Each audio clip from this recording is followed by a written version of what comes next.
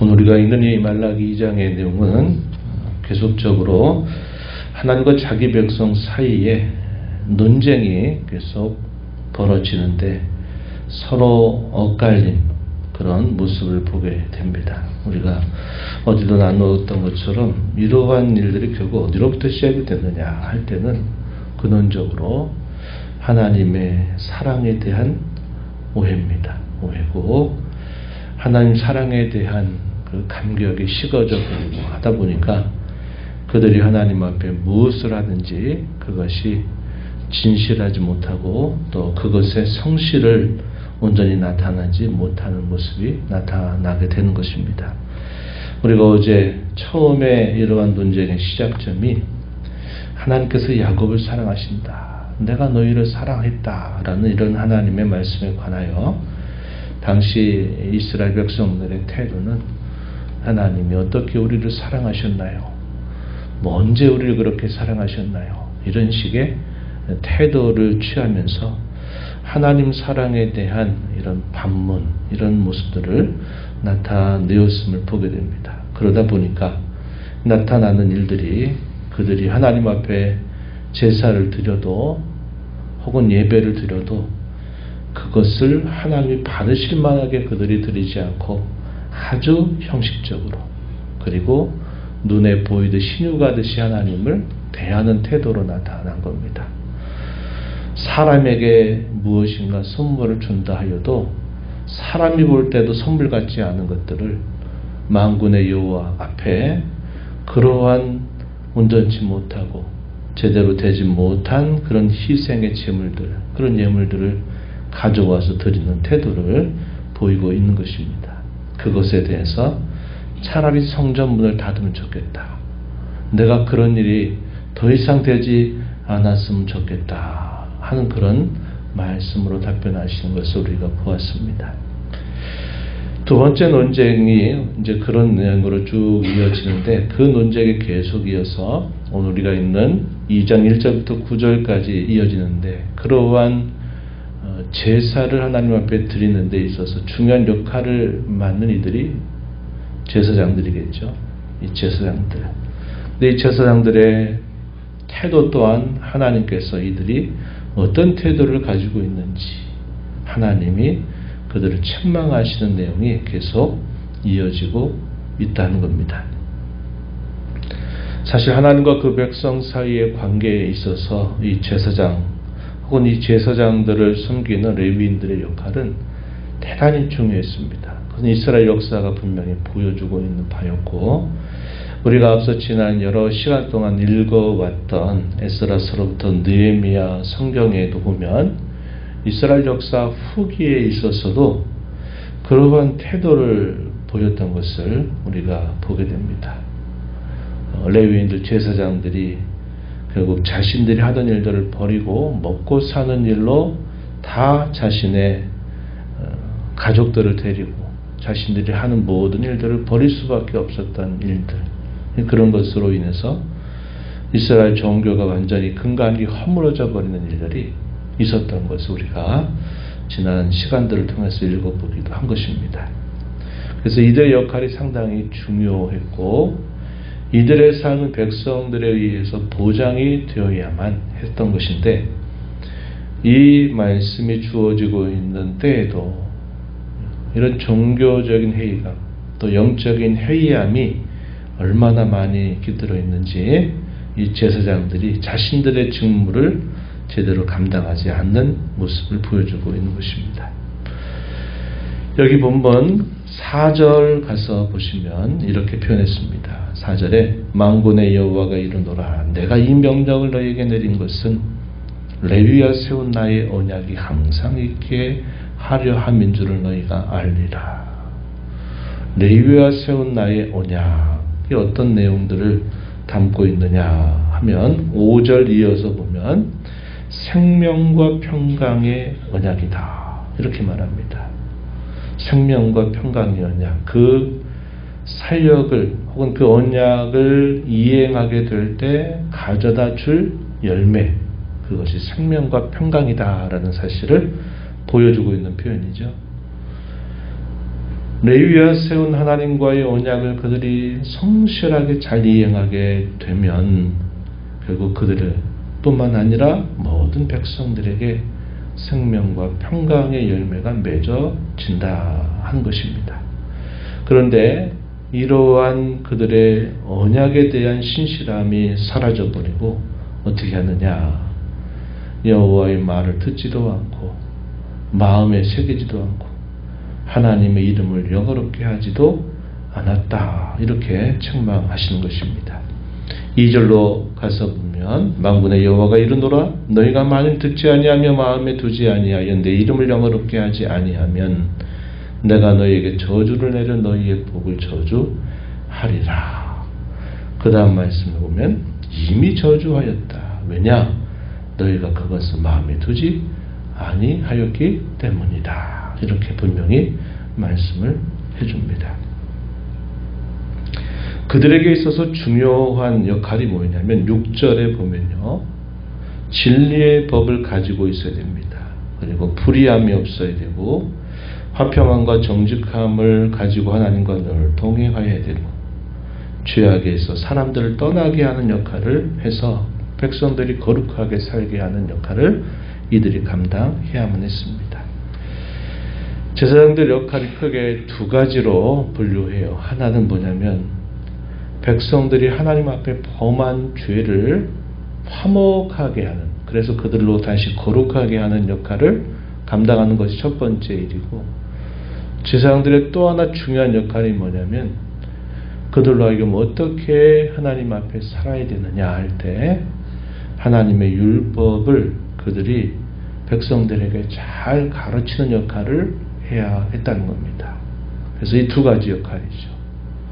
죄를 범함으로 하나님과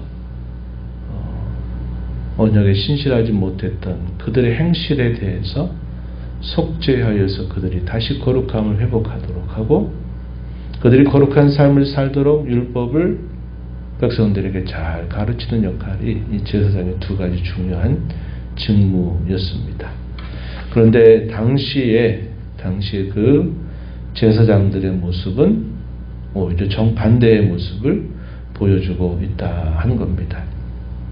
8절 가서 보면 너희는 어린 길에서 떠나 많은 사람을 율법에 거스르게 하는도다. 남만군의 여호와가 이르노니 너희가 레위의 언약을 깨뜨렸다. 이렇게 말씀을 하시는 겁니다. 그러면서 결국은 그들로 하여금 백성들 앞에 멸시와 천대를 당하게 할 것이다. 이렇게 하나님이 그들을 엄숙하게 경고하시는 말씀을 주시게 됩니다. 그래서 그 모든 일들, 당시 백성들이 이런 하나님이 받으시기에 부적절한 이런 짐을 가지고 제사 드린다, 예배하러 나온다 하는 것에 대해서 아주 중요한 그 책임이 이 제사장과 레위인들에게 주어져 있다는 것을 말해주고 있는 겁니다. 그렇게 하나님을 대하고 있다 이 말이죠. 백성들도 당시에 이 일을 주관하는 제사장들도 그렇게 하나님을 대하고 있다, 이렇게 말하고 있는 것이고, 세 번째 논쟁에 대한 이야기는 10절부터 16절까지 주어집니다. 어떤 하나님과의 논쟁일까요? 하나님께서 그들에게 하시는 말씀이 거짓되다 하는 겁니다. 신실하지 못하다 하는 것을 말해주고 있는 겁니다. 그것이 어떻게 나타났느냐? 가정을 하나님의 언약 안에 세워주심에도 불구하고 가정에 있는 아내를 버리는 겁니다. 또 이방에 있는 여인들을 받아들이는 겁니다. 이 통혼의 문제, 가정이 제대로 되지 않는 이런 문제들이 하나님께 대한 거짓, 이 불신실함의 하나의 예로서 소개되고 있음을 보게 되죠.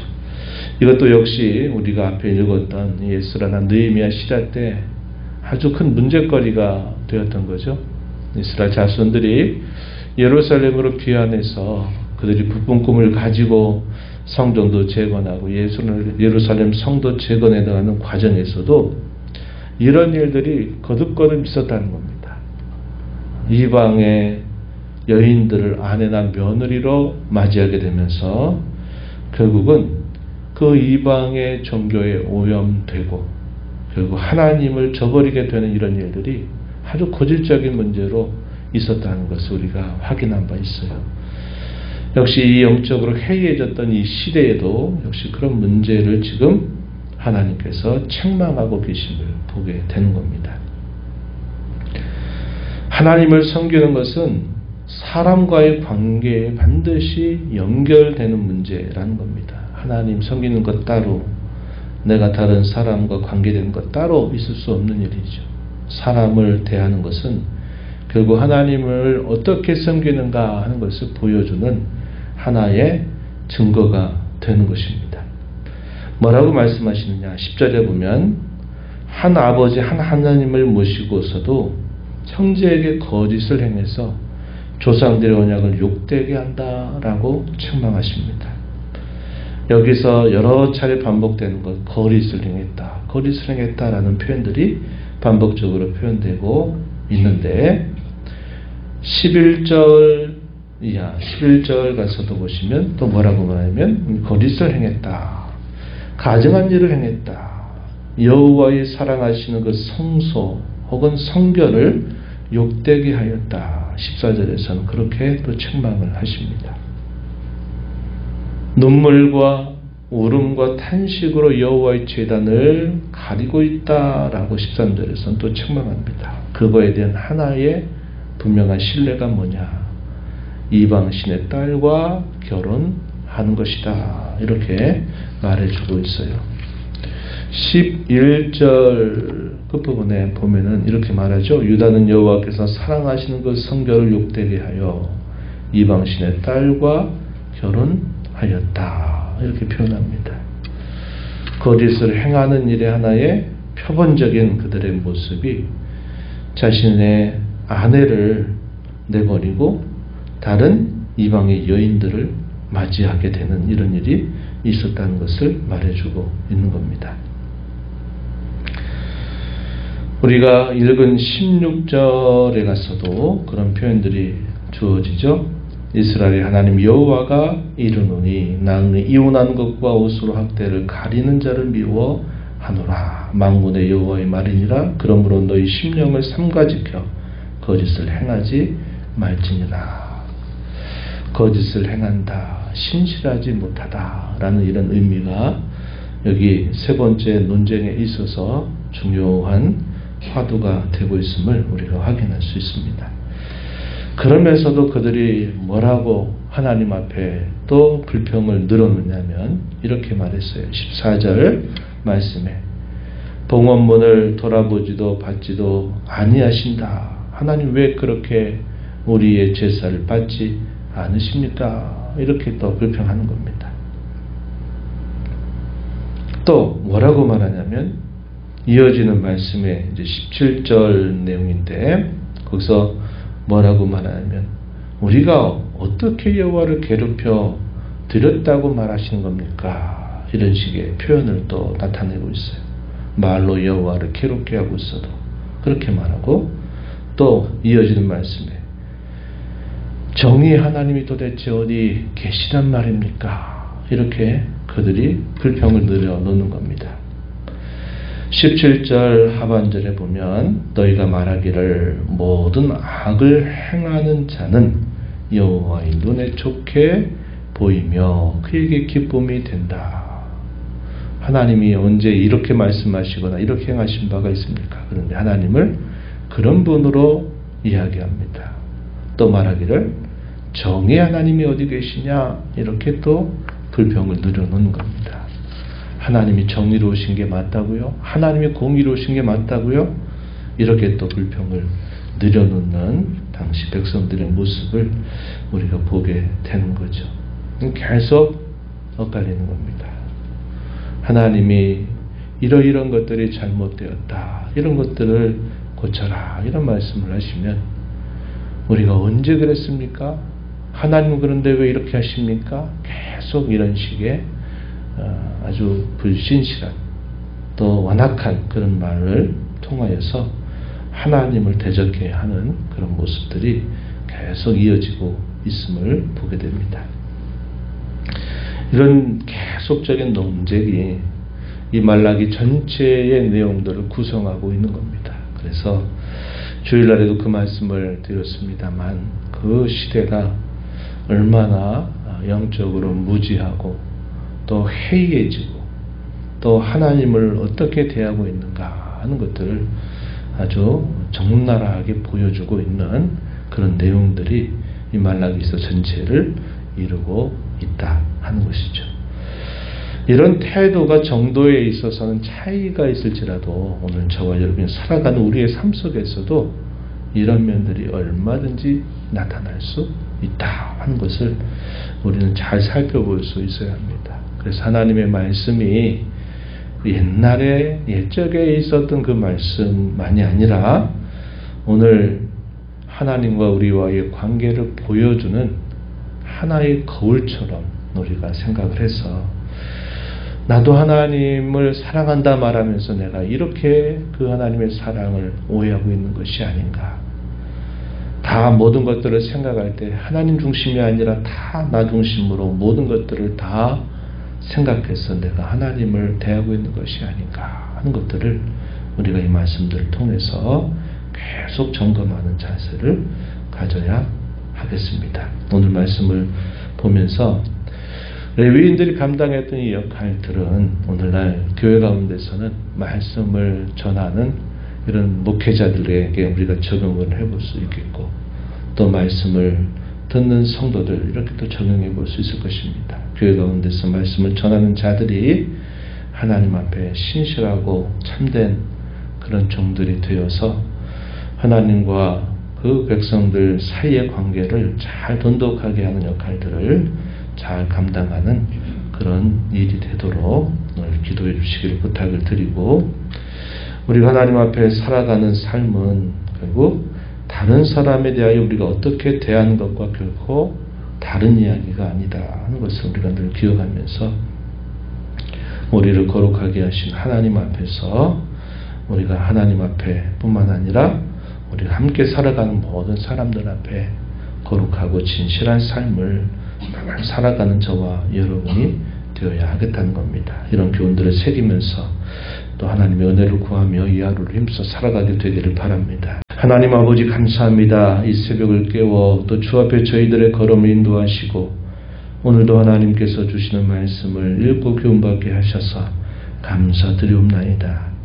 하나님 아버지 늘 하나님의 은혜 그분의 사랑 안에 올바르고 친밀한 관계를 맺는 것이 저에게 가장 큰 복이고 가장 큰 삶의 가치임을 알면서도 역사적으로 나 삶의 경험을 통해서 보게 되면 하나님을 친근히 하고 가까이 함보다도 하나님과의 관계가 형식적이거나 때로는 하나님을 멀리하는 그런 모습들이 얼마나 많이 있는가를 저희가 살펴보게 됩니다.